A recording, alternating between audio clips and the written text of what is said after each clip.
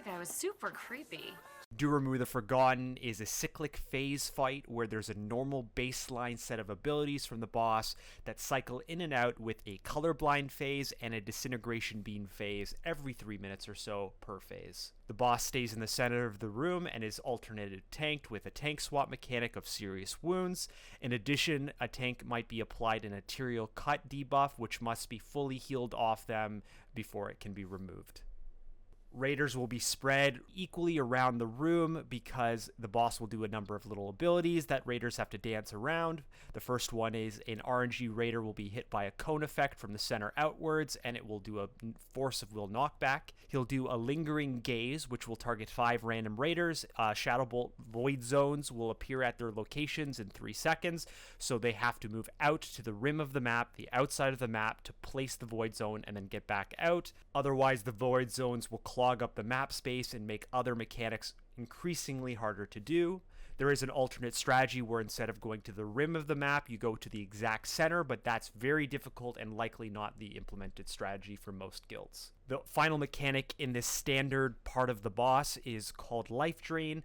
An eye mob will spawn. You can attack it. It's just there to represent a starting position of a beam. That beam will target a random raider, and it's the job of the other raiders to intercept the beam for some period of time so that the debuff that the beam creates doesn't stack up high enough to kill the person it's targeting. After 30 seconds of the fight, and then every 3 minutes after that, colorblind mode will start.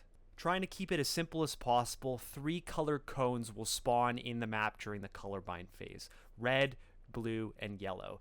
Depending on what you're assigned in the spreadsheet to, you will go inside that cone and do a responsibility. This part of the boss is different on normal mode and heroic mode. When talking about normal mode, that being non-heroic, the raid will be split into 3 colors. Melee will be in the red cone, rDPS will be in yellow, and the healers will be in blue. The tanks will be in either blue or yellow, so the boss is facing away from the red cone. The goal of the red cone people are to slowly go around the map using the red beam to illuminate the red mob, killing all 3 one at a time, and that will end the phase. The goal of the blue cone people is simply to stay put as much as possible and avoid illuminating a blue mob. If a blue mob never shows up, it does no damage and you can completely ignore it. That's why they are the rDPS, so that they can attack the red mob from a distance. The yellow cone will circle around the map. There is no controlling the yellow cone's direction. Just walk with it. You have to stay inside the cone. Once all 3 of the red crimsons are killed, you re-enter the regular part of the fight until the next phase activates. However, on heroic mode, this phase is a little bit different. First off, colorblind is capped at 80 seconds. If you do not kill all 3 crimsons under 80 seconds, it's an instant wipe. Next, there is an amber or yellow mob now if the yellow cone touches it. And remember, the yellow cone wraps around the map uncontrolled, and so the amber fog will almost certainly be exposed before the end of the phase. Therefore, in heroic, the rDPS must switch and kill the yellow ad if and when it spawns. Melee can't do it because they're in the red cone, so you must kill it, otherwise it will cause a wipe. The other phase in this fight is called the disintegration beam phase. It starts about 2.5 minutes into the fight and then every 3 minutes after, and it lasts 1 minute in duration.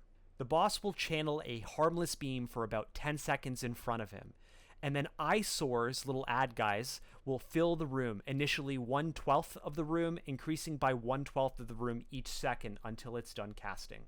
Then, 2 safe zones will form once it grows to the beam and beside the beam. The close little safe zone is used for melee, and the far is everybody else. Then, the beam is going to start spinning up, either clockwise or counterclockwise, depending on how the room was initially filled. The raid simply must stay in the safe zone as things move along, otherwise, you're gonna die.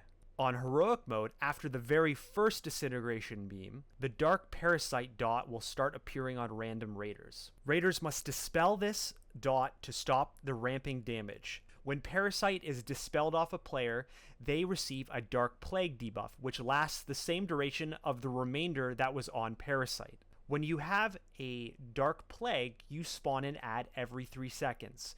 Cloak, DS, Ice Block removes the dot without applying the mechanic, and so it's very important to avoid spawning ads when and if you can. The ad that does spawn is called the Wandering Eye, which fixates on a random raider and damages them every 2 seconds. Damage taken on the eye also applies to its fixate. So our overall goal for this part of the mechanic is simply extend our time on the damage dot version of the debuff so that there's less time for the ads to spawn and avoid spawning ads whenever possible. And if you are killing ads in some capacity, take it slow and paced so that you don't kill the person it's fixating on at the same time. The final different mechanic in Heroic is that ice walls will form when switching between phases. So we're going to have to strategically break certain holes in the wall to open up the space so that, for example, in colorblind mode, we can walk around the map to find the red ads or to chase the yellow beam as it goes around. Or also, if we're going into disintegration mode, that we clear the path so that when we have to go through a safe zone, the safe zone lines up to the hole in the ice block wall.